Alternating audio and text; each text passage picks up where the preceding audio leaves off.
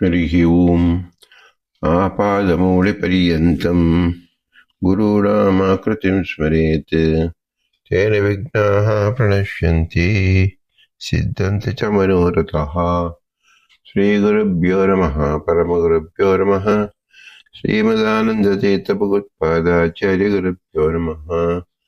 मन्मनोभीष्टवरदं सर्वाभीष्टफलप्रदं पुरन्दरगुरुं वन्दे दासश्रेष्ठं दयानिधिं विद्याविनयसम्पन्नान् शान्तादिगुणबृंहितान् सश्यासप्रवचनासक्तान् विरमिलार्यान् गुरून् भजे।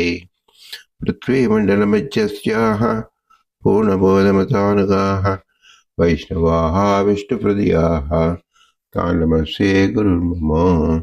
हरिः ಓಂ ಶ್ರೀಶಾ ಪಾಹಿ. ಅನಂತಕೋಟಿ ಬ್ರಹ್ಮಾಂಡ ನಾಯಕ ಎಂಬುದು ಶ್ರೀ ಪುರಂದರದಾಸರು ರಚಿಸಿದ ದಿವ್ಯ ಗದ್ಯ ರೂಪಕ ಶಾಸ್ತ್ರ ಪ್ರಮೇಯವಾಗಿದೆ. 81ನೇ ಗದ್ಯ ಪುರಾಣ ಪುರುಷೋತ್ತಮ ಎಂಬುದು. ಪುರಾಣ ಪುರುಷೋತ್ತಮ ಎಂದಾಗ ಶ್ರೀ ವೇದವ್ಯಾಸರ ಸಕಲ ವಾಗ್ಮಯವನ್ನು ನಾವು ಇಲ್ಲಿ ತಿಳಿದುಕೊಳ್ಳಬೇಕು. ಪುರಾಣ ಪುರುಷೋತ್ತಮ ಎಂಬ ಸಂಕೇತದಿಂದಲೇ ಭಗವನ್ ಮಹಿಮೆಯನ್ನು ತಿಳಿಯಬಹುದಾಗಿದೆ. ಪುರಾಣ ಅಂದರೆ ಶಾಸ್ತ್ರ ಪ್ರಮೇಯಗಳನ್ನು ತಿಳಿಸತಕ್ಕ ವ್ಯಾಖ್ಯಾನ ರೂಪವಾದ, ವೇದಕ್ಕೆ ವ್ಯಾಖ್ಯಾನ ರೂಪವಾದ ಆಖ್ಯಾನಿಕ ಎಂದ ಹೆಸರು. ಪುರಾಣ ಎಂಬುದು ನಮಗೆ ದರ್ಪಣದಂತೆ ನಮ್ಮಲ್ಲಿರುವ ದೋಷವನ್ನು ನಿವಾರಣೆ ಮಾಡಿಕೊಳ್ಳೋದಕ್ಕೆ ಸಹಾಯ ಮಾಡತಕ್ಕಂಥದ್ದು. ವೇದವ್ಯಾಸ ದೇವರು ಸಾಕ್ಷಾತ್ತಾಗಿ ಯಾರಿಗೂ ಉಪದೇಶ ಮಾಡುವುದಿಲ್ಲ. ಅಂತಹ ಶ್ರೇಷ್ಠ ಯೋಗ್ಯತೆ ಹೊಂದಿರತಕ್ಕಂಥವರು ರುಚಿಯೋಗಿಗಳು ಬ್ರಹ್ಮದೇವರು, ವಾಯುದೇವರು ಮಾತ್ರ, ಅಥವಾ ಅವರ ಆವೇಶಯುಕ್ತರಾದವರು ಮಾತ್ರ ವೇದವ್ಯಾಸ ದೇವರು ಸಾಕ್ಷಾತ್ತಾಗಿ ಬೋಧನೆ ಮಾಡುತ್ತಾರೆ. ಆದರೆ ವೇದವ್ಯಾಸ ದೇವರೇ ಸಕಲರಿಗೂ ಗುರುಗಳಾದ್ದರಿಂದ ಹೇಗೆ ಎಲ್ಲ ಜೀವರನ್ನು ಮುಟ್ಟಿಸುವುದು ಎಂದರೆ ಪುರಾಣದಿಂದ. ಆದ್ದರಿಂದ ವೇದವ್ಯಾಸರ ಬೇರೆ ಅಲ್ಲ, ಪುರಾಣ ಬೇರೆ ಅಲ್ಲ. ಶ್ರೀಮದಾನಂದ ತೀರ್ಥರನ್ನು ತಿಳಿಸುವಾಗ ರೂಪಮನ್ಯದೇವ ಧನ್ಯಮಾತ್ಮನಃ, ಸರ್ವಮೂಲ ಎಂಬತಕ್ಕಂಥದ್ದು ಏನಿದೆ ಅದು ಶ್ರೀಮದಾನಂದ ತೀರ್ಥರ ಭಾವರೂಪ ಅಂತ ತಿಳಿದುಕೊಳ್ಳಬೇಕು. ಅದರಂತೆ ಸಕಲ ಪುರಾಣಗಳು ವೇದವ್ಯಾಸ ದೇವರ ಭಾವರೂಪ. ಶ್ರೀಮದಾನಂದ ತೀರ್ಥರ ಭಾವರೂಪ ಎಂದು ಹೇಳುವಾಗ ಶ್ರೀಮದಾನಂದ ತೀರ್ಥರ ವಿಶೇಷ ಕಾರುಣ್ಯಕ್ಕೆ ಒಳಪಟ್ಟಿದ್ದು, ಅವರ ಪ್ರಕಾಶಕ್ಕೆ ಒಳಪಟ್ಟಿದ್ದು ಅಂತ ತಿಳಿಸಬಹುದು. ಆದರೆ ಶ್ರೀ ವೇದವ್ಯಾಸರ ಭಾವರೂಪ ಅಂತ ಹೇಳುವಾಗ ವೇದವ್ಯಾಸರೇ ಆ ಶಬ್ದ ರೂಪದಲ್ಲಿ ಇದ್ದು ನಮ್ಮನ್ನು ಅನುಗ್ರಹಿಸುತ್ತಿದ್ದಾರೆ, ನಮಗೆ ಬೋಧಿಸುತ್ತಿದ್ದಾರೆ ಅಂತ ತಿಳಿಬೇಕು. ಎಲ್ಲ ಜೀವರು ಅಣುವಾದ್ದರಿಂದ ಎಲ್ಲರಿಗೂ ಎಲ್ಲ ಕಡೆ ವ್ಯಾಪ್ತಿ ಇಲ್ಲ. ಪ್ರಕಾಶತೆಯ ವ್ಯಾಪ್ತಿ ಅಂತ ನಾವು ಹೇಳಬೇಕು ರುಜುಗಣಸ್ಥರಿಗೂ ಸಹ. ಆದರೆ ಭಗವಂತನಿಗೆ ಹಾಗಲ್ಲ. ಅಣೋರಣೀಯನ್ ಮಹತಾಮಹೀಯನ್ ಎಂಬುದರಿಂದ ಎಲ್ಲ ಕಣದಲ್ಲೂ ಸಹ ಭಗವಂತ ತಾನೇ ಇದ್ದಾನೆ, ಪೂರ್ಣನಾಗಿದ್ದಾನೆ ಎಂಬುದನ್ನೇ ನಾವು ತಿಳಿದುಕೊಂಡಾಗ ವೇದವ್ಯಾಸರ ಮೂರ್ತಿ ಈ ಪುರಾಣಗಳು. ವೇದವ್ಯಾಸ ದೇವರೇ ಈ ಪುರಾಣದಲ್ಲಿ ವಿಶೇಷವಾಗಿ ಸನ್ನಿಧಾನ ಉಳ್ಳವರಾಗಿದ್ದಾರೆ. ಎಂದು ಬೇಕಾದರೂ ಪ್ರತಿ ಅಕ್ಷರದಲ್ಲೂ 4 ಲಕ್ಷ ಶ್ಲೋಕಗಳಲ್ಲಿ 4 ಲಕ್ಷ ರೂಪದಲ್ಲಿ ನಮಗೆ ಕಾಣಿಸಬಹುದು. ಒಂದೊಂದು ಅಕ್ಷರದಲ್ಲಿ 32 ಅಕ್ಷರಗಳು ಏನಿದೆ, 32 ರೂಪದಿಂದ ನಮಗೆ ಕಾಣಿಸಬಹುದು. ಹೀಗೆ ಅನಂತ ರೂಪಗಳಿಂದ ನಾವು ಕಾಣುವ ಬಗೆ ವೇದವ್ಯಾಸರಲ್ಲಿ ನೋಡಬಹುದು. ಆದರೆ ಅಂತಹ ದಿವ್ಯ ಜ್ಞಾನ ನಮಗೆ ಬರಲು ನಮಗೆ ಯೋಗ್ಯತೆ ಇರಬೇಕು ಮತ್ತು ಅದರ ಮಹತ್ವವನ್ನು ಚೆನ್ನಾಗಿ ತಿಳಿದಿರಬೇಕು. ಆದ್ದರಿಂದ ಪುರಾಣ ಎಂಬತಕ್ಕಂಥದ್ದು ಕೇವಲ ಲಘುವಾಗಿ ಪರಿಣಮಿಸುವಂಥದ್ದಲ್ಲ. ಪುರಾಣ ಪುರುಷೋತ್ತಮ ಅಂತ ಹೇಳಿದರಿಂದ ಸಕಲ ಪುರಾಣದ ಅಭಿವ್ಯಕ್ತನಾದವನು ಭಗವಂತ ಎಂಬುದನ್ನು ಪ್ರತಿಜ್ಞಾಪೂರ್ವಕವಾಗಿ ಶ್ರೀ ಪುರಂದರದಾಸರು ನಮಗೆ ತಿಳಿಸಿಕೊಟ್ಟಿದ್ದಾರೆ. ಇದರಿಂದ ನಾವು ತಿಳಿಬೇಕಾದ ಏನು? ಎಲ್ಲ ಶಬ್ದಗಳು ಪುರಂದರದಾಸರ ಸ್ವತ್ತು. ಅವರ ಸ್ವತ್ತಾದ್ದರಿಂದ ಅವರಿಗೆ ಅಭಿಮಾನ್ಯವಾದದ್ದು ಅಂತ ನಾವು ಹೇಳಬಾರದು. ನಿಯಾಮಕತ್ವೇನ ಭಗವಂತನಿದ್ದಾನೆ. ಎಲ್ಲ ದೇವತೆಗಳಿಗೆ ಲಕ್ಷ್ಮಾದಿಗಳಿಂದ ಹಿಡಿದುಕೊಂಡು ತೃಣಪರ್ಯಂತ ಜೀವರಿಗೆ ಅಭಿಮಾನತ್ವವನ್ನು ಹೇಳಬಹುದು. ಏಕೆಂದರೆ ಅದು ಪರಾಧೀನದ ಅಸ್ವತಂತ್ರ ಲಕ್ಷಣ. ಆದ ಭಗವಂತ ಎಂದೂ ಅಭಿಮಾನಿ ಎನಿಸಿಕೊಳ್ಳಲಾರ. ಅಭಿಮಾನ ಎಂಬುದೇ ಪರತಂತ್ರವನ್ನು, ಅಸ್ವತಂತ್ರತೆಯನ್ನು ನಿರೂಪಿಸುವ ಶಬ್ದ. ಆದ್ದರಿಂದ ಏನು ಹೇಳಬೇಕು? ನಿಯಾಮಕತ್ವ, ಸ್ವಾಮಿತ್ವ, ಸಾರ್ವಭೌಮ ಎಂದೇ ತಿಳಿಯಬೇಕು. ಆದ್ದರಿಂದ ಸಕಲ ಅಕ್ಷರದ ಸ್ವಾಮಿ ಎಂದು ತಿಳಿಯಬೇಕು. ಪುರಾಣ ಪುರುಷೋತ್ತಮ ಎಂಬುದರ ಮಹಿಮೆಯಿಂದ ನಾವು ತಿಳಿದಾಗ ವೇದವ್ಯಾಸ ದೇವರ 4,00,000 × 32 128 128 ಲಕ್ಷ ರೂಪಗಳು, ಕೋಟಿ ರೂಪಗಳು, ವೇದವ್ಯಾಸರ ರೂಪಗಳು ಪುರಾಣದಲ್ಲಿ ವ್ಯಕ್ತವಾಗಿದೆ, ಪುರಾಣದಲ್ಲಿ ಇದೆ ಎಂಬುದು ನಾವು ಚೆನ್ನಾಗಿ ತಿಳಿದುಕೊಳ್ಳಬೇಕು. ನಾವು ಮತ್ಸ್ಯ ಪುರಾಣವನ್ನು ಚಿಂತಿಸುತ್ತಿದ್ದೆವು. ಮುಂದಿನ ವಾಕ್ಯ, ಶ್ರುತ್ವಾ ಕಥಂ ನ ತುಷ್ಯಾಮಿ ಹರೇರವ್ಯಕ್ತ ಕರ್ಮಣಃ. ಶ್ರುತ್ವಾ ಕಥಂ ನ ತುಷ್ಯಾಮಿ ಹರೇರವ್ಯಕ್ತ ಕರ್ಮಣಃ.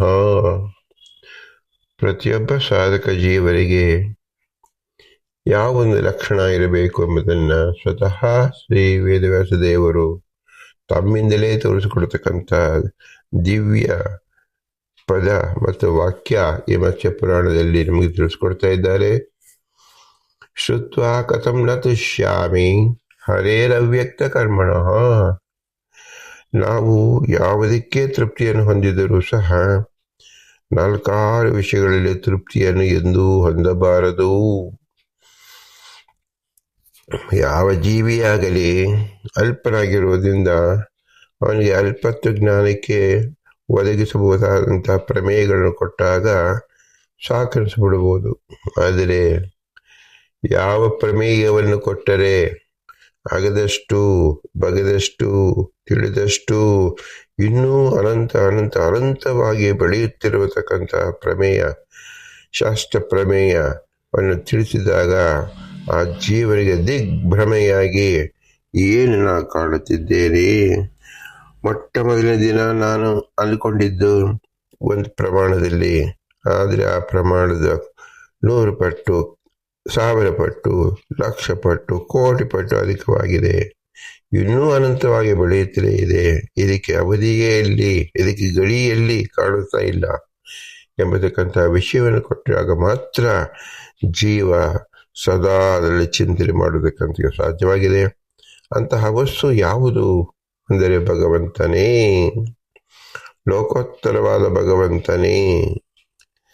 ಎಲ್ಲ ವಸ್ತುಗಳಲ್ಲೂ ಸಹ ಒಂದು ಅವಧಿ ಎಂಬತಕ್ಕಂಥದ್ದು ನಾವು ಹೇಳಬಹುದು. ಆದರೆ ನಿರವಧಿಕನಾಗಿರ್ತಕ್ಕಂಥ ಅವನು ಯಾರು ಅಂದರೆ ಕೇವಲ ಭಗವಂತ. ಅಂದರೆ ಭಗವಂತನನ್ನು ನೋಡುವುದಾಗಲಿ, ಭಗವಂತನ ಕೇಳುವುದಾಗಲಿ, ಭಗವಂತನನ್ನು ಪೂಜಿಸುವುದಾಗಲಿ ಇದಕ್ಕೆ ಕೊನೆಯಬಹುದು ಇಲ್ಲ. ಇದನ್ನು ಸ್ವತಃ ಶ್ರೀ ವೇದವ್ಯಾಸ ದೇವರೇ ತಾವೇ ವೇದವ್ಯಾಸ ರೂಪದಲ್ಲಿ ಬಂದಾಗ ವ್ಯಕ್ತಪಡಿಸ್ತಾ ಇದ್ದಾರೆ.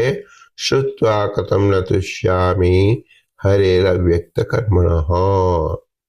ಇದು ಭಾಗವತದ 1ನೇ ಸ್ಕಂದದ 4ನೇ ಅಧ್ಯಾಯದ 25ನೇ ಶ್ಲೋಕಕ್ಕೆ ಶ್ರೀಮದಾನಂದ ತೀರ್ಥರು ಹೊಂದಿಸಿ ಅರ್ಥವನ್ನು ಬರೀತಾ ಇದ್ದಾರೆ.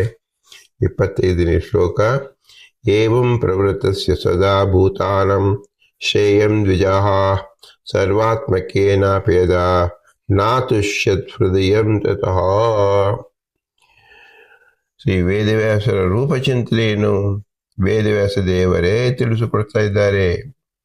ವೇದವ್ಯಾಸ ದೇವರ ಅವತಾರ ಮತ್ತು ಅದರ ಪ್ರಯೋಜನ ಸಂಕ್ಷೇಪವಾಗಿ ನಿರೂಪಿಸುವ ಭಾಗವತ ಗ್ರಂಥಕ್ಕೆ ರಚನೆಗೆ ಪ್ರಯೋಜಕವಾದ ಅವರ ವಿಚಾರ ಮಂಥನಕ್ಕೆ ನಿಮಿತ್ತವನ್ನು ತೋರಿಸ್ತಾರೆ. ವೇದವ್ಯಾಸ ದೇವರು ಎಂಥವರಪ್ಪ ಎಂಬತಕ್ಕಂಥದ್ದನ್ನ ಅವರೇ ಒಂದು ರೀತಿಯಲ್ಲಿ ತೋರಿಸಿಕೊಟ್ಟಂತೆ ವೇದವ್ಯಾಸರನ್ನೇ ತಮ್ಮನ್ನು ತಾವೇ ನಮಗೆ ತೋರಿಸ್ಕೊಳ್ತಾ ಇದ್ದಾರೆ. ಸಾಧಕ ಜೀವರು ಇದರಿಂದ ತಿಳಿದುಕೊಳ್ಳಲಿ ಅಂತ. ಏಕೆಂದರೆ ಎಲ್ಲ ಪ್ರಾಣಿಗಳಿಗೆ ಮುಕ್ತಿ ಸಾಧನವನ್ನು ತೋರಿಸುವುದರಲ್ಲಿ ಪ್ರವೃತ್ತರಾದ ಶ್ರೀ ವೇದವ್ಯಾಸ ದೇವರ ಮನಸ್ಸು ಹೇಗಿತ್ತು ಅಂದರೆ ಸರ್ವಾಧಿಕಾರಿಗಳಿಗೆ ಸಾಧಾರಣವಾದ ಮಹಾಭಾರತಗಳನ್ನು ರಚಿಸಿದರೂ ಸಹ ಅಲಂ ಸಾಕೆನಿಸಲಿಲ್ಲ, ಸಾಕು ಎನ್ನುವುದೊಂದನ್ನು ಹೊಂದಲಿಲ್ಲ.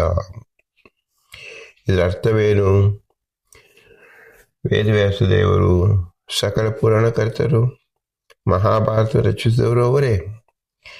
ಮಹಾಭಾರತ ಎಂಬುದು 100 ಲಕ್ಷ ಶ್ಲೋಕದಿಂದ ಕೂಡಿದ್ದಾಗಿದೆ. ಆದರೆ ನಮಗೆ ಸಿಕ್ಕಿರುವುದು ಕೇವಲ 1 ಲಕ್ಷ ಶ್ಲೋಕ ಮಾತ್ರ. ಇನ್ನು ಮಿಕ್ಕಿದ್ದು ದೇವತೆಗಳ ಲೋಕದಲ್ಲಿ ಇದೆ. ಇಷ್ಟು ಅಗಾಧವಾದ ವಿಸ್ತಾರವಾದ ಮಹಾಭಾರತವನ್ನು ರಚಿಸಿದರು. ಮಹಾಭಾರತದ ವಿಶೇಷ ಅಂದರೆ ಏನು? ಭಾರತಂ ಬ್ರಾಹ್ಮಣಾದಿ ನೀನಂ ವೇದಾರ್ಥ ಪರಿವೃತ್ತಯೇ ತಾಯೇವ ವೇದವ್ಯಾಸ ಅನ್ಯೇಷಂ ನರ್ತೆ ತತ್ ಕಸಚಿತ್ ಸುಖಂ. ಸ್ಕಾಂದ ಪುರಾಣದಲ್ಲಿ ತಿಳಿಸಿಕೊಟ್ಟಿದ್ದೆ. ಮಹಾಭಾರತ ರಚನೆಯಾಗುವುದಕ್ಕೆ ಕಾರಣ ಶ್ರೀ ಶೂದ್ರ ಬ್ರಹ್ಮ ಬಂಧೂರಂ ತ್ರಯೀನ ಶ್ರುತಿ ಗೋಚರ ಕರ್ಮ ಶ್ರೇಯಸಿ ಮೂಢಾನಾಂ ಶ್ರೇಯ ಏವಂ ಭವೇದಿಹ ಇತಿ ಭಾರತಮಾಖ್ಯಾರಂ ಕೃಪಯಾ ಮುನಿನಾ ಕೃತಂ. ವೇದವ್ಯಾಸದೇವರು ಸಕಲ ಜೀವರಲ್ಲಿರತಕ್ಕಂಥ ಅವರವರ ಯೋಗ್ಯತಾನುಸಾರವಾಗಿ ವೇದಾರ್ಥ ಗರ್ಭಿತವಾದ ಭಗವಂತನ ಮಹಿಮೆಯನ್ನು ತಿಳಿದುಕೊಳ್ಳುವುದಕ್ಕೆ ಸಾಧನ ರೂಪವಾಗಿ ಮಹಾಭಾರತ ರಚನೆ ಮಾಡಿಕೊಟ್ಟರು. ಶ್ರೀ ಶೂದ್ರ ಬ್ರಹ್ಮ ಬಂಧೂರಾಮ್. ಶ್ರೀ ಅಂದರೆ ಚಂಚಲ ಬುದ್ಧಿ ಹೇಳ್ತಕ್ಕಂಥವರು, ಶೂದ್ರ ಅಂದರೆ ಅಶೋಚಲ್ಲಿ ಪ್ರಸಕ್ತರಾಗಿದ್ದವರು, ಬ್ರಹ್ಮ ಬಂಧೂರಾಮ್ ಅಂದರೆ ಕೇವಲ ಬ್ರಹ್ಮ ಜಾತಿಯಲ್ಲಿ ಹುಟ್ಟಿದವರು. ಅಂದರೆ ಈ 3 ಜಾತಿ ತ್ರಯೀನ ಶ್ರುತಿ ಗೋಚರ ಇವರಿಗೆ ವೇದದಲ್ಲಿ ಪ್ರವೇಶ ಮಾಡಲಿಕ್ಕೆ ಸಮಯವೂ ಸಿಗುವುದಿಲ್ಲ, ಆಸಕ್ತಿಯೂ ಇರುವುದಿಲ್ಲ, ದೇಹದಲ್ಲಿ ಶಕ್ಯತೆಯು ಬುದ್ಧಿಮತ್ತೆಯೂ ಇರುವುದಿಲ್ಲ ಎಂದರ್ಥ. ಏಕೆಂದರೆ ಆಯಾ ಯೋನಿಗಳಲ್ಲಿ ಬಂದಾಗ ಜೀವತೆಗಳ ಯೋಗ್ಯತೆ ಅಷ್ಟೇ ವ್ಯಕ್ತವಾಗುತ್ತದೆ. ನಾವು ಒಂದು ಸಣ್ಣ ಕುಡಿಕೆಯಲ್ಲಿ ಸಮುದ್ರದ ನೀರನ್ನು ತುಂಬಿಸಲು ಸಾಧ್ಯವೇನು? ಹಾಗೆ ಸಮುದ್ರದಲ್ಲಿರುವ ಮಹಾಭಾರತ ವೇದ ಅನಂತವಾಗಿರ್ತಕ್ಕಂಥ ವೇದವನ್ನು ಒಂದು ಕುಡಿಕೆಯಲ್ಲಿ ಹೇಗೆ ಕುಡಿಸಲು ಸಾಧ್ಯ? ಆದ್ದರಿಂದ ಕುಣಿಕೆಯಲ್ಲಿ ಕುಡಿಸಲು ಏನು ಮಾಡಬೇಕು? ವೇದ ಅರ್ಥವನ್ನೇ ಪ್ರತಿಪಾದಿಸುವ ಪುರಾಣಗಳನ್ನು ರಚಿಸಬೇಕು. ಅದರಲ್ಲಿ ವಿಶೇಷ ಕಾರ್ಯಕ್ಕೆ ಮಹಾಭಾರತವನ್ನು ರಚಿಸಿಕೊಟ್ಟರು. ಮಹಾಭಾರತದ ಎಲ್ಲ ವಾಕ್ಯವನ್ನು ಕುಡಿಕೆಯಲ್ಲಿ ಸೇರಿಸಲು ಸಾಧ್ಯವಿಲ್ಲ. ಒಟ್ಟಾಗಿ ಮಹಾಭಾರತದ ಶ್ರೇಷ್ಠತೆಯನ್ನು ತಿಳಿದುಕೊಳ್ಳಬೇಕು, ತಾತ್ಪರ್ಯ ರೂಪವಾಗಿ ತಿಳಿದುಕೊಳ್ಳಬೇಕು. ಆ ತಿಳಿದುಕೊಳ್ಳೋದಕ್ಕೋಸ್ಕರವಾಗಿ ಮಹಾಭಾರತವನ್ನು ರಚನೆ ಮಾಡಿಕೊಟ್ಟರು ಶ್ರೀ ವೇದವ್ಯಾಸ ದೇವರು. ಭಾರತಮಾಖ್ಯಾನಂ ಕೃಪಯಾ ಮುನಿನಾ ಕೃತಂ. ಕೃಪೆಯಿಂದ ಮಾಡಿಕೊಟ್ಟರು. ಇದು ವೇದವ್ಯಾಸ ದೇವರಿಗೆ ಕಿಂಚಿತ್ ಪ್ರಯೋಜನವಿಲ್ಲ. ಕೇವಲ ಸಾಧಕ ಜೀವರಿಗೆ ವಿವಿಧ ಯೋನಿಗಳಲ್ಲಿದ್ದಾಗ ಅವರಿಗೆ ಸಹಾಯಕವಾಗಲೆಂದು ಶ್ರೀ ವೇದವ್ಯಾಸರು ಮಾಡಿಕೊಟ್ಟಿದ್ದಾರೆ. ಇಂಥವರ ಬುದ್ಧಿ ಹೇಗಿತ್ತು ಅಂದರೆ ಅಥೋಷೋ ನಾಲಂ ಬುದ್ಧಿ ಶುತ್ವಾ ಕಥಂ ನ ತುಷ್ಯಾಮಿ ಹರೇರದ್ಭುತ ಕರ್ಮಣಃ ಎಂಬುದು ಮತ್ಸ್ಯ ಪುರಾಣದಲ್ಲಿ ಹೇಳಿದ್ದಾರೆ. ಈ ಶ್ಲೋಕದಲ್ಲಿ ಬಂದಿರುವ ನಾ ತುಷ್ಯತ್ ಎಂಬ ಪದಕ್ಕೆ ಸಂತೋಷನು ಹೊಂದಲಿಲ್ಲ ಎಂಬ ಅನ್ಯತಾ ಜ್ಞಾನವನ್ನು ನಿರಾಕರಿಸಲು ಆಚಾರ್ಯರು ಅಥೋಷ ಶಬ್ದಕ್ಕೆ ಸರಿಯಾದ ಅರ್ಥವನ್ನು ಹೇಳುತ್ತಾರೆ. ಅಥೋಷ ಎಂದರೆ ಲೋಕೋಪಕಾರಕ ಗ್ರಂಥ ರಚನಾ ವಿಷಯದಲ್ಲಿ ನಾನು ಸಾಕು ಎಂಬ ಬುದ್ಧಿ ಇಲ್ಲದಿರುವನಾಗಿದ್ದೇನೆ ಎಂದರ್ಥ. ಶ್ರೀಹರಿ ಸದಾ ಪೂರ್ಣ ಆನಂದನಾಗಿರುವುದರಿಂದ ಸಂತೋಷ ಹೊಂದಲಿಲ್ಲ ಎಂಬ ಅರ್ಥ. ಹೇಳಬಾರದವನಿಲ್ಲ, ಆ ಥರ ಕೂಡುವುದಿಲ್ಲ. ತೋಷ ಎಂಬ ಪದಕ್ಕೆ ಅಲಂಬುದ್ಧಿ ಎಂಬ ಅರ್ಥದಲ್ಲಿ ಪ್ರಮಾಣವನ್ನು ತೋರಿಸುತ್ತಾರೆ. ಕಥೆಯನ್ನು ಹೇಳಿ ಸಾಕು ಎಂಬ ಬುದ್ಧಿ ಅಲಂಬುದ್ಧಿಯನ್ನು ಹೊಂದಲಿಲ್ಲ ಎಂದು ಮತ್ಸ್ಯ ಪುರಾಣದಲ್ಲಿ ತಿಳಿಸಿದ್ದಾರೆ. ಭಗವಂತನ ವಿಶೇಷ ಅನುಗ್ರಹ, ಅವರ ಕಾರುಣ್ಯ ರೂಪವನ್ನು ನಾವು ಇಲ್ಲಿ ಚಿಂತಿಸಬೇಕು. ಭಗವಂತ ಸ್ವತಂತ್ರ ಸ್ವರಾಟ್. ಅವನನ್ನು ಸಾರ್ವದೇಶಿಕ ಸಾರ್ವಕಾಲಿಕವಾಗಿ ವ್ಯಾಪ್ತರಾಗಿದ್ದರೂ ಸಹ ಅವನನ್ನು ಯಾರೂ ಪೂರ್ಣವಾಗಿ ತಿಳಿಯಲು ಎಂದಿಗೂ ಸಾಧ್ಯವಾಗುವುದಿಲ್ಲ. ಇಂದಿಗೆ ಮಾತ್ರ ಸಾಧ್ಯವಾಗಿಲ್ಲ, ನಾಳೆ ಸಾಕಾಗಬಹುದು, ಸಾಧ್ಯವಾಗಬಹುದು ಎಂದು ಯಾರೂ ಭ್ರಮಿಸುವಂತಿಲ್ಲ. ಏಕೆಂದರೆ ಭಗವಂತನ ಗುಣ ಅಪಾರ ಅಪಾರ ಅಪಾರ. ಜೀವನ ಯೋಗ್ಯತೆ ಅಲ್ಪ ಅಲ್ಪ ಅಲ್ಪ. ಆ ಜಗಜಾಂತರದಲ್ಲಿರ್ತಕ್ಕಂಥ ಭಗವನ್ ಮಹಿಮೆ ಮತ್ತು ಜೀವನ ಯೋಗ್ಯತೆ ನಾವು ಇನ್ನು ಸರಿಸಾಟಿ ಮಾಡಲು ಸಾಧ್ಯವೇ ಇಲ್ಲ. ಇಂತಹ ವೇದವ್ಯಾಸರು ತಮ್ಮ ಕೃಪೆಯಿಂದ, ಕೃಪಾ ಅನುಗ್ರಹ ರೂಪದಿಂದ ಮಹಾಭಾರತ ರಚನೆ ಮಾಡಿದರೂ ನಾವು ಇನ್ನೂ ಸಾಧಕ ಜೀವರಿಗೇನೋ ಮಾಡಬೇಕು ಎಂಬತಕ್ಕಂಥ ಅಭಿಪ್ರಾಯವನ್ನು ತಮ್ಮ ಮನಸ್ಸಿನಲ್ಲಿ ಅಂದುಕೊಂಡರು ಅಂತ ಹೆಸರು. ಇದು ದೋಷ ಅಂದೇವಂತೂ ಹೇಳಬಾರದು. ಇದು ವೇದವ್ಯಾಸ ದೇವರು ಮಾಡತಕ್ಕಂಥ ವಿಶೇಷ ಅನುಗ್ರಹ ರೂಪ ಎಂದು ತಿಳಿಸಿಕೊಟ್ಟಿದ್ದಾರೆ ಶ್ರೀಮದಾನಂದ ತೀರ್ಥರು. ಈ ಮೂಲಕ ನಮಗೆ ತಿಳಿಸುವುದು ಶಬ್ದ ಏನು? ಪುರಂದರದಾಸರು ಪುರಾಣ ಪುರುಷೋತ್ತಮ ಎಂದು ಹೇಳಿದ್ರಿಂದ ನಾವು ಪುರಾಣದಲ್ಲಿ ಪುರುಷೋತ್ತಮನ ಕಾಣಬೇಕು. ಪುರುಷೋತ್ತಮನು ಪೂರ್ಣವಾಗಿ ತಿಳಿದು ಬಿಟ್ಟವು ಪುರಾಣದಲ್ಲಿ ಎಂದು ನೀವು ತಿಳಿಯಬೇಡಿ. ಪುರಾಣದ ಮೊದಲನೇ ವಾಕ್ಯದಲ್ಲಿ ಏನು ಅರ್ಥಗರ್ಭಿತವಾಗಿದೆಯೋ ಅದನ್ನು ತಿಳಿದಕ್ಕೆ ಎಲ್ಲ ಪುರಾಣವನ್ನು ಓದಿ ಮುಗಿಸಿದರೂ ಸಹ ಸಾಧ್ಯವಾಗುವುದಿಲ್ಲ. ಏಕೆಂದರೆ ಭಗವಂತನು ಅನಂತಾರ್ಥವನ್ನು ಪ್ರತಿ ಪದದಲ್ಲಿ, ಪ್ರತಿ ರೂಪದಲ್ಲಿ, ಪ್ರತಿ ವಾಕ್ಯದಲ್ಲಿ ಇಟ್ಟಿದ್ದಾನೆ. ವೇದವ್ಯಾಸರ ಕೃಪಾದೃಷ್ಟಿ ಪ್ರತಿ ವಾಕ್ಯದಲ್ಲಿಯೂ ಇದೆ. ಆದ್ದರಿಂದಲೇ ಅವನನ್ನು ಪುರುಷೋತ್ತಮ ಅಂತ ಎಂದಿರುವುದು. ನಮಗೆ ತಿಳಿಯಲು ಯೋಗ್ಯತೆ ಇಲ್ಲದರಿಂದ, ನಮ್ಮ ಆಯಾಸದಿಂದ, ದೇಹದ ಇತಿಮಿತಿಗಳಿಂದ ನಾವು ಅದಕ್ಕೆ ಕೊಂಚ ವಿಶ್ರಾಂತಿಯನ್ನು ಕೊಡುತ್ತೇವೆ. ಇದು ಸಾಕು, ಮುಂದೆ ಮತ್ತೆ ಪಠಣ ಮಾಡೋಣ, ಮತ್ತೆ ಆಲೋಚನೆ ಮಾಡೋಣ, ಮುಂದೆ ವ್ಯಾಖ್ಯಾನ ಮಾಡೋಣ, ಉಪನ್ಯಾಸ ಮಾಡೋಣ ಎಂಬುದಂತಾಗಿ ನಾವು ಪ್ರತಿಯೊಂದು ಕಾಲಕ್ಕೆ ವಿಶ್ರಾಂತಿಯನ್ನು ಕೊಡುತ್ತೇವೆ. ಇದು ನಮ್ಮ ಅಲ್ಪ ಬುದ್ಧಿ. ಆದರೆ ಭಗವಂತನಿಗೆ ಈ ಅಲ್ಪತ್ವ ಅನ್ನುವುದೇ ಇಲ್ಲ. ಅವನಿಗೆ ವಿಶ್ರಾಂತಿಯ ಅವಶ್ಯಕತೆ ಇಲ್ಲ. ಅವನ ಜ್ಞಾನ ಅಪಾರವಾಗಿದೆ. ಆದ್ದರಿಂದ ಅವನ ಅಪಾರವಾದ ಜ್ಞಾನ ಎಲ್ಲ ಜೀವರು ಒಟ್ಟಾಗಿ ಕಲಿತರೂ ಭಗವಂತನ ಅನುರೂಪವಾದ ಜ್ಞಾನ ಪ್ರಕಾಶವನ್ನು ಸಹ ತಿಳಿಯಲಾರರು. ಎಂದರೆ ಸಕಲ ಜೀವರ ಸಾರ್ವಕಾಲಿಕ ಸರ್ವ ಯೋಗ್ಯತೆಯೂ ಸಹ ಭಗವಂತನ ಕೇವಲ ಅಣುವಿಗೂ ಸಮವಿಲ್ಲ. ಈ ಅತೃಪ್ತಿಯನ್ನು ಸದಾ ಜೀವರು, ಸಾಧಕ ಜೀವರು ಹೊಂದಿರಲೇಬೇಕು. ಪ್ರತಿ ಕ್ಷಣದಲ್ಲಿ ಹೊಂದಿರಬೇಕು. ಇದು ವಾಸ್ತವ. ಇದು ಮೋಕ್ಷದಲ್ಲಿಯೂ ಇರತಕ್ಕಂಥ ವಾಸ್ತವವೇ. ಇದು ದೋಷವಲ್ಲ. ಏಕೆಂದರೆ ಭಗವಂತ ಅಪರಿಮಿತ, ಎಲ್ಲ ಜೀವರು ಪರಿಮಿತವುಳ್ಳವರು. ಪರಿಮಿತವುಳ್ಳವರು ಅಪರಿಮಿತವನ್ನು ಹೇಗೆ ತಾನೇ ತಿಳಿಯಬಲ್ಲರು? ಸಾಧ್ಯವಾಗುವುದಿಲ್ಲ. ನಾವು ಲೋಕದ ನ್ಯಾಯ ರೀತಿಯಿಂದಲೂ ತಿಳಿಯಲು ಸಾಧ್ಯವಿಲ್ಲ. ಅಲೌಕಿಕವಾದ ಪ್ರಾಕೃತವಾಗಿ ನಾವು ಚಿಂತಿಸಲು ಸಾಧ್ಯವೇ ಇಲ್ಲ. ಆದ್ದರಿಂದಲೇ ಪುರಂದರದಾಸರು ಪುರುಷೋತ್ತಮ ಎಂಬ ದಿವ್ಯ ಪದವನ್ನು ತಿಳಿಸಿಕೊಟ್ಟಿದ್ದಾರೆ. ಪುರುಷೋತ್ತಮತ್ವವನ್ನು ತಿಳಿಯಲಿಕ್ಕೆ ಸಕಲ ಪುರಾಣವನ್ನು ಓದಿದರೂ ಇನ್ನೂ ಪುರುಷೋತ್ತಮರ್ಥಕ್ಕೆ ಅರ್ಥ ಅಗಾಧವಾಗಿ ಉಳಿದಿರುತ್ತದೆ. ಪುರುಷೋತ್ತಮ ಎಂಬ 5 ಅಕ್ಷರವನ್ನು 6 ಅಕ್ಷರವನ್ನಾಗಿ ನಾವು ಮಾಡಿಕೊಂಡು ತಿಳಿದರೆ ಇಷ್ಟೇ ಮುಗೀತೇನು ಅಂದರೆ, ನಾವು 5, 6 ಎಂಬತಕ್ಕಂಥ ಸಂಖ್ಯಾವಾಚಕ ಕೇವಲ ಅಲ್ಪ ರೀತಿಯಾದದ್ದು.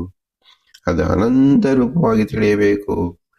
5 ಮುಖ 6 ಮುಖವಾಗಿ ಒಂದೊಂದು ಮುಖವೂ ಅನಂತನಾಗಿ ನಾವು ತಿಳಿಯಬೇಕಾದ್ದು ಪುರುಷೋತ್ತಮತ್ವ ಎಂಬತಕ್ಕಂಥದ್ದು. ಅದನ್ನು ತೋರಿಸುವ ದಾರಿ ಒಂದು ಪುರಾಣ. ಆ ದಾರಿಯೇ ಬಹಳ ಅಗಾಧವಾಗಿರ್ತಕ್ಕಂಥದ್ದು. ಜೀವರೆಲ್ಲರೂ ಅಣುಗಳು. 1 ಮಿಲಿಮೀಟರ್ ಜಾಗದಲ್ಲಿ ಅನಂತ ಜೀವರು ಇರಕ್ಕೆ ಸಾಧ್ಯವಿದೆ ಎಂದರೆ ಭಗವಂತನ ಅಗಾಧತ್ವವನ್ನು, ಜೀವನ ವ್ಯಾಪ್ತಿಯನ್ನು, ಸೂಕ್ಷ್ಮವಾಗಿರ್ತಕ್ಕಂಥ ಜೀವನ ಪ್ರಮಾಣವನ್ನು ಏನು ತಾನೇ ನಾವು ತಿಳಿಯಲು ಸಾಧ್ಯವಿದೆ?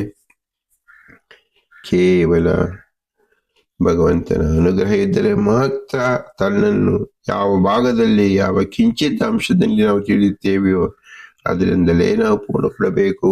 ಅದೇ ಆಯಾ ಜೀವರ ಯೋಗ್ಯತೆಯೂ ಸಹ ಆಗಿರುತ್ತದೆ. ಆದ್ದರಿಂದ ನಾವು ಮೊಟ್ಟ ಮೊದಲಿಗೆ ಇದನ್ನು ಸ್ಥಾಪಿತವಾಗಿರ್ತಕ್ಕಂಥ ವಿಷಯ ಏನು? ಭಗವಂತ ಎಂಬತಕ್ಕಂಥ ವಿಷಯ ಅಗಾಧವಾದದ್ದು. ಸಮುದ್ರವನ್ನು, ಸಾಗರವನ್ನು, ಆಕಾಶವನ್ನು ಯಾವುದೇ ನಾವು ಉದಾಹರಿಸಿದರೂ ಸಹ ಇದೆಲ್ಲವೂ ಅಪೂರ್ವವಾದು, ಅಪೂರ್ಣವಾದದ್ದು. ಇದೆಲ್ಲವೂ ನೀಚ ಉದಾಹರಣೆ ಆಗುತ್ತದೆ. ಭಗವಂತನಿಗೆ ಸಾಟಿ. ಇದನ್ನು ತಿಳಿದುಕೊಳ್ಳಲು ಸಹ ನಮಗೆ ಬುದ್ಧಿ ಇಲ್ಲ. ನಾವು ಯಾವುದೋ ಒಂದು ದೊಡ್ಡ ವಸ್ತುವನ್ನು ಹೇಳುತ್ತೇವೆ. ಆ ದೊಡ್ಡ ವಸ್ತುವಿಗೆ ದೊಡ್ಡವನಾಗಿ ಅಸೃಷ್ಟಿಕರ್ತ ಭಗವಂತನಾಗಿದ್ದಾಗ ಅದು ಹೇಗೆ ದೊಡ್ಡದಾಯಿತು? ಎಲ್ಲದಕ್ಕೂ ದೊಡ್ಡವ ಭಗವಂತನೇ. ಆದ್ದರಿಂದಲೇ ವೇದದಲ್ಲಿ ಹೇಳಿರುವುದು ಅಣೋರಿಯಾನ್ ಮಹತೋ ಮಹಿಯಾನ್ ಎಂಬತಕ್ಕಂಥದ್ದು. ಈ ಶಬ್ದಾರ್ಥವನ್ನು ನಾವು ಶಬ್ದ ರೂಪದಲ್ಲಿ ತಿಳಿಯುತ್ತೇವೆ ಹೊರತು ಅರ್ಥ ರೂಪದಲ್ಲಿ ತಿಳಿದಾಗ ನಮ್ಮ ಬಾಯಿ ಕಟ್ಟುವುದು, ವಾಕ್ಯ ನಿಲ್ಲುವುದು, ಮನಸ್ಸಿನಲ್ಲಿ ಭಗವಂತನ ಚಿಂತನೆಗೆ ಅಲ್ಲೋಲ ಕಲ್ಲೋಲವಾಗುವುದು. ಈ ಅಗಾಧವಾದ ಭಗವಂತನ ಮಹಿಮೆ ಏನಿದು ಎಂಬತಕ್ಕಂಥದ್ದಾಗಿ ನಮಗೆ ತಿಳಿದು ಬರುತ್ತದೆ. ಆದ್ದರಿಂದ ಯಾವುದಕ್ಕೆ ತೃಪ್ತಿ ಇದ್ದರೂ ಸಹ ಭಗವಂತ ವಿಷಯ ತಿಳಿಯುವಾಗ, ಭಗವಂತ ವಿಷಯ ನೋಡುವಾಗ, ಭಗವಂತನ ಮನನ ಮಾಡುವಾಗ ಅದಕ್ಕೆ ತೃಪ್ತಿ ಎಂಬುದು ಇರುವುದಿಲ್ಲ, ಇರಬಾರದು. ಈ ಒಂದು ಜಯವನ್ನು ಮೊಟ್ಟ ಮೊದಲಿಗೆ ಎಲ್ಲ ಸಾಧಕರು ತಮ್ಮ ಮನಸ್ಸಲ್ಲಿ ಇಟ್ಟುಕೊಳ್ಳಬೇಕು. ಇದನ್ನು ತಿಳಿಸುವುದಕ್ಕೆ ಭಗವಂತ ನಮ್ಮಲ್ಲೇ ಬಿಂಬರೂಪವಾಗಿ ಬಂದಿದ್ದಾನೆ. ನಾವು ಎಲ್ಲೋ ಹೋಗಿ ಎಲ್ಲೋ ನೀವು ತಿಳಿಯಬೇಡಿರಿ, ನಿಮ್ಮಲ್ಲೇ ನಾನು ಕುಳಿತಿದ್ದೇನೆ, ಬಿಂಬನಾಗಿದ್ದೇನೆ. ಈ ಬಿಂಬನನ್ನೇ ನೀವು ಅರ್ಥಕೊಳ್ಳಿ ಅಂತ ಹೇಳಿ ನಮ್ಮ ಬಿಂಬಸ್ಥನಾಗಿರ್ತಕ್ಕಂಥ ಆ ಭಗವಂತನೇ ಪುರಾಣ ಪುರುಷೋತ್ತಮ. ಇಂತಹ ದಿವ್ಯ ಜ್ಞಾನವನ್ನು ಒದಗಿಸುವ ಪುರಂದರದಾಸರಿಗೆ ಅನಂತಾನಂತ ನಮಸ್ಕಾರಗಳು ಮಾಡುತ್ತಾ, ಅವರ ಅಂತರ್ಯಾಮಿಯಾಗಿರ್ತಕ್ಕಂಥ ಪುರಂದರ ವಿಠಲ ಅವನಿಗೆ ಭೂವ್ಯವಸ್ಥಾಂತೆ ನಮ್ಮ ಉಕ್ತಿಮಿದೆಯಮ್ಮ ಎಂದು ವಿಶೇಷವಾಗಿ ಪ್ರಣಾಮವನ್ನು ಸಲ್ಲಿಸಿ, ಇಂತಹ ವಿಶೇಷ ಜ್ಞಾನ ಸಾಧಕವಾದಿದ್ದು ಈ ಮನುಷ್ಯ ಜನ್ಮ ಬಂದಿದ್ದರಿಂದ ಇದನ್ನು ಸಹ ಪುರಂದಾಸರು ಬಹಳ ಕಡೆ ಅಂದು ತೋರಿಸಿದ್ದಾರೆ. ಮನುಷ್ಯ ಜನ್ಮದಲ್ಲಿ ಮಾತ್ರ ಸಾಧ್ಯವಾಗತಕ್ಕಂಥ ಈ ಸಾಧನೆ, ಜ್ಞಾನದ ತಿಳುವಳಿಕೆ ಎಂಬುದು ಈ ಜನ್ಮದಲ್ಲಿ ಸಾಧ್ಯವಾಗುವುದು. ಇದು ನಾವು ಅನುಭವಿಸಬೇಕು. ಮನುಷ್ಯ ಜನ್ಮವನ್ನು ಅನುಭವಿಸುವುದರಿಂದ ಏನರ್ಥ? ಈ ಜ್ಞಾನದಿಂದ ಭಗವಂತನ ತಿಳಿಯುವ ಪ್ರಯತ್ನವನ್ನು ಮಾಡುವುದೇ ಅನುಭವಿಸುವುದೇ ಅರ್ಥ. ಇದನ್ನು ನಾವು ಎಷ್ಟು ಮಾಡಬೇಕು? ಸತತವಾಗಿ ಮಾಡಬೇಕು. ಆದ್ದರಿಂದ ಶ್ರೀಮದಾನಂದ ತಿಳಿಸಿರುವುದು ಸತತಂ ಚಿಂತೆಯದ್ ವಿಷ್ಣು ಅಂತಕಾಲೇ ವಿಶೇಷತಃ ಎಂಬ ದ್ವಾದಶ ಸ್ತೋತ್ರದಲ್ಲಿ ತಿಳಿಸಿಕೊಟ್ಟಿದ್ದಾರೆ. ಸಂತ ತಂ ಚಿಂತೆಯೇದ್ ಅನಂತಂ ಎಂದು ಹೇಳಿದಾಗ, ಸಂತ ಎಂದರೆ ಸಾತ್ವಿಕ ಜನರೇ, ನೀವು ವಿಷ್ಣುವನ್ನು ಅನಂತ ಕಾಲವಾಗಿ ಅನಂತನೆಂದು ಚಿಂತಿಸಿ. ಮತ್ತು ಅಂತ್ಯಕಾಲದಲ್ಲಿ ಅಂದರೆ ಅಂತ್ಯಕಾಲ ಅಂದರೆ ನಿಮಗೆ ನಿರ್ದಿಷ್ಟವಾದ ತತ್ವವನ್ನು ಗಟ್ಟಿ ಮಾಡಿಕೊಂಡಿದ್ದಾಗ ವಿಶೇಷವಾಗಿ ಚಿಂತಿಸಿ ಅಂತ ಹೆಸರು. ಆ ವಿಶೇಷ ಕಾಲವಾಗಿ ಚಿಂತಿಸುವುದು ಎಲ್ಲಿ ಅಂದರೆ ಮೋಕ್ಷದಲ್ಲಿ ಎಂದರ್ಥ. ಆದ್ದರಿಂದ ಭಗವದ್ ಧ್ಯಾನವನ್ನು ಮಾಡುವುದಕ್ಕೋಸ್ಕರವಾಗಿ ಭಗವಂತ ನಮ್ಮ ಮನುಷ್ಯರಿಗೆ ಕೊಟ್ಟಿರುವುದು. ಇಂತಹ ಪುಣ್ಯಕರವಾದ ಮನುಷ್ಯರಿಗೆ ಬಂದಿದ್ದು ಯಾರಿಂದ? ನಮ್ಮ ತಂದೆ ತಾಯಿಗಳ ಅನುಗ್ರಹದಿಂದ.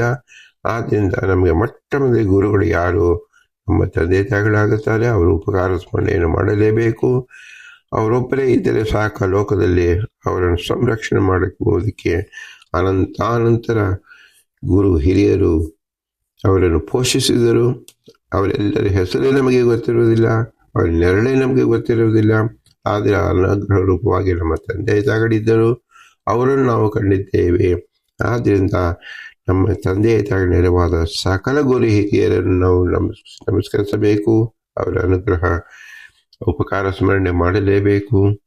ಇವರೆಲ್ಲರೂ ಮನುಷ್ಯರಾದರೆ ಮನುಷ್ಯರನ್ನು ಅಭಿಮಾನಿ ದೇವತೆಗಳು ಈ ಇಂದ್ರಿಯಗಳನ್ನು ಕೊಟ್ಟು ಇಂದ್ರಿಯ ಮೂಲಕ ಭಗವಜ್ಞಾನವನ್ನು ಸಂಪಾದನೆ ಮಾಡಲಿಕ್ಕೆ ಸಹಾಯ ಮಾಡಿದವರು ಯಾರು? ತತ್ವಾಭಿಮಾನಿ ದೇವತೆಗಳು.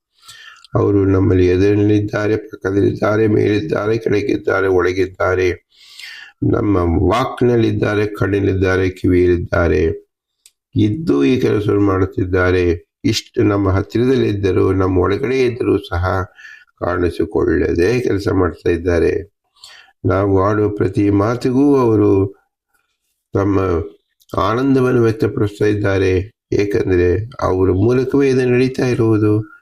ಇಂತಹ ಅನಂತ ತತ್ವಾಭಿಮಾನಿ ದೇವತೆಗಳು ಅವರ ವಿಶೇಷ ಅನುಗ್ರಹವನ್ನು ನಮ್ಮಲ್ಲಿಯೂ ನಮ್ಮ ತಂದೆ ತಾಯಿಯಲ್ಲಿಯೂ ಗುರು ಹಿರಿಯರಲ್ಲೂ ನಡೆಸಿದ ವಿಶೇಷವಾದ ಚಿಂತನೆಯನ್ನು ಮಾಡಬೇಕು. ಅವರ ಉಪಕಾರ ಸ್ಮರಣೆ ಮಾಡಬೇಕು.